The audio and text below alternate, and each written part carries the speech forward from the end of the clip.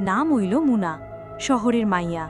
ছুটি দিয়া আইসে নানুর গ্রামে একটু ঘোরাঘুরি আর আরাম কইরা যাইব বইলা।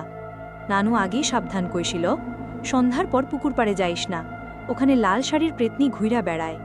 কিন্তু মুনা কয়, এসব গ্রামীণ বকবক বিশ্বাস করবো নাকি? সন্ধ্যা হইতেই চইলা যায় একলাই কুকুর পাড়ে। বাতাস থেমে যায়, গাছের পাতাও নড়ে না। হঠাৎ পেছন থাইকা আওয়াজ, চুপ চুপ, আমি আইসি। ঘুইরা দেখে একটা লম্বা ছায়া, লাল শাড়ি পরা, চুল খোলা, মুখ ঢাকা। প্রেতনির সামনে আইতাছে, পা নাই, মাটির উপরে ভাসতাছে। মুনা চিৎকার দিয়ে পইরা যায়, পা নাড়ে পারে না। প্রেতনি মুখ তুলল, চোখ নাই, কেবল গহ্বর আর মুখে ভয়ানক হাসি। কইল, তুই আমার খেলনা হইবি। পরদিন সকালে মানুষ মুনারে পুকুর পাড়ে পায়। চোখ ফেলা ফেলা কইরা তাকায়, কিচ্ছু কয় না, কেবল আয়নায় চাইয়া চুপচাপ কয়, লাল শাড়িটা খুবই সুন্দর আসিল।